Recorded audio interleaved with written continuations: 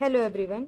इस वीडियो में हम कक्षा 11वीं की हिंदी आरोह के प्रथम अध्याय का विस्तार में अध्ययन करेंगे, जिसमें लेखक प्रेमचंद के बारे में जानेंगे। प्रेमचंद का मूल नाम धनपत राय है। जन्म सन 1880 लमही गांव उत्तर प्रदेश में हुआ।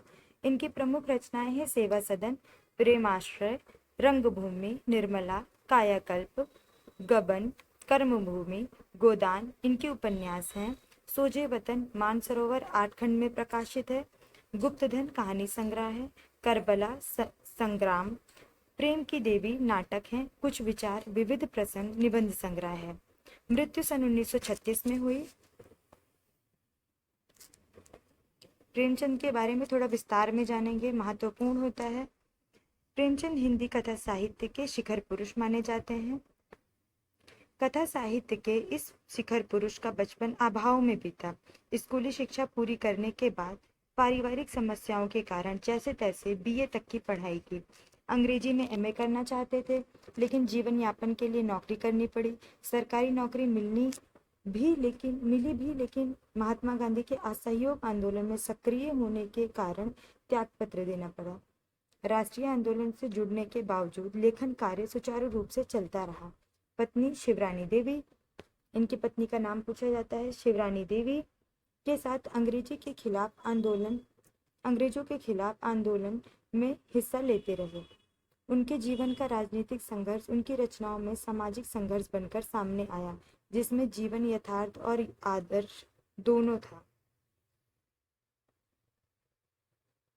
हिंदी साहित्य के इतिहास में कहानी और उपन्यास की विधा के विकास का काल विभाजन प्रेमचंद को केंद्र में रखकर किया जाता है।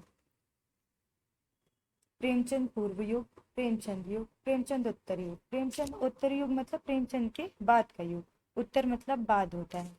यह प्रेमचंद के निर्विवाद महत्व का एक स्पष्ट प्रमाण है। वस्तुतः प्रेमचंद ही पहले रचनाकार हैं जिन्होंने कहानी और उपन्यास की विधा को कल्पना और रोमानियत के धुंधले के से निकालकर यथार्थ की ठोस जमीन पर प्रतिष्ठित किया।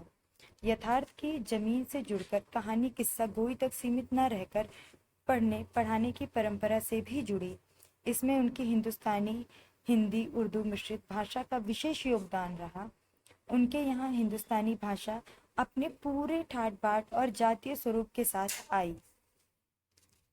उनका आरंभिक कथा साहित्य कल्पना, संयोग और रोमानियत के ताने बाने से बुना गया है, लेकिन एक कथाकार के रूप में उन्होंने लगातार विकास किया।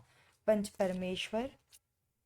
परमेश्वर जैसी कहानी तथा सेवा सदन जैसा उपन्यास के साथ सामाजिक जीवन को कहानी का आधार बनाने वाली यथार्थवादी कला के अग्रदूत के रूप में सामने आए। अग्रदूत मतलब आगे रहने वाले।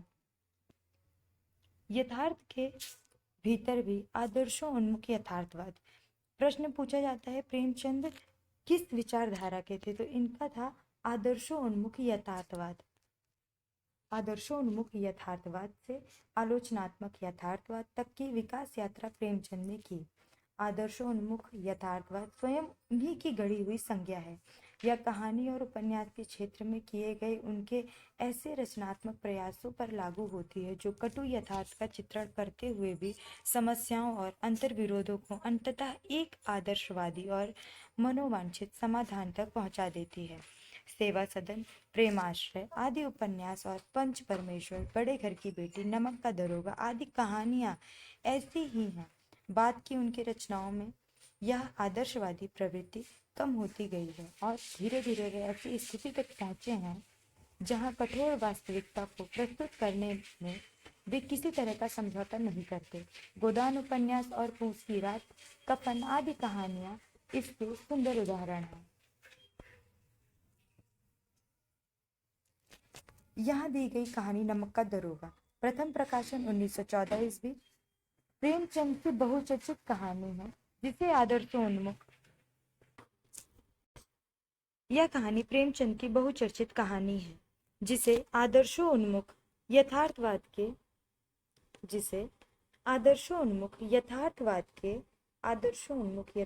के मुकम्मल उदाहरण के रूप में देखा जा सकता है। कहानी में ही आए हुए एक मुहावरे को लें तो यह धन के ऊपर धर्म की जीत की कहानी है। धन और धर्म को हम क्रमशः सद्वृत्ति और असद्वृत्ति, बुराई और अच्छाई, सत्य और असत्य और सत्य इत्यादि सभी कह सकते हैं। कहानी में इनका प्रतिनिधित्व क्रमशः पंडित आलोपीदीन और मुंशी वंशीधर नामक पात्र ने किया है। ईमानदार कर्मयोगी मुंशी वंशीधर को खरीदने में असफल रहने के बाद पंडित आलोपीदीन अपने धन की महिमा का उपयोग कर उन्हें नौकरी में मुअत्तल करा देते हैं।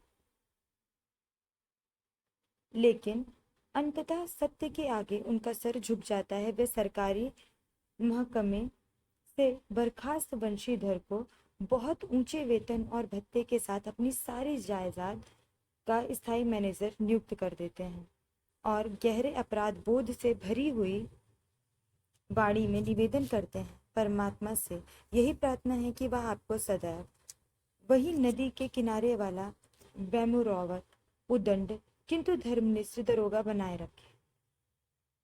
कहानी के इस अंतिम प्रसंग से पहले तक की समस्त घटनाएं प्रशासनिक और न्यायिक व्यवस्था में व्याप्त भ्रष्टाचार तथा उस भ्रष्टाचार की व्यापक सामाजिक स्वीकार्यता को अत्यंत साहसिक तरीके से हमारे सामने उजागर करती है। ईमानदार व्यक्ति के अभिमन्यु के सामने निहत्थे और अकेले पड़ जाने के यथार्थ तस्वीर इस कहानी की बहुत बड़ी खूबी है। किंतु प्रेमचंद इस संदेश पर कहानी को खत्म नहीं करना चाहते, क्योंकि उस दौर में वह मानते थे कि ऐसा यथार्थवाद हमको निराशावादी बना देता है। मानव चरित्र पर से हमारा विश्वास उठ जाता है। हमको चारों तरफ की बुराई ही बुराई नजर आने लगती है। उपन्यास शीर्षक निबंध से इसलिए कहानी का अंत सत्य की जीत के साथ होता है। आज के वीडियो में प्रेमचंद के परिचय, अगली वीडियो में हम प्रेमचंद की ही प्रथम अध्याय में लगा हुआ कहानी नमक का दरोगा पढ़ेंगे। धन्यवाद।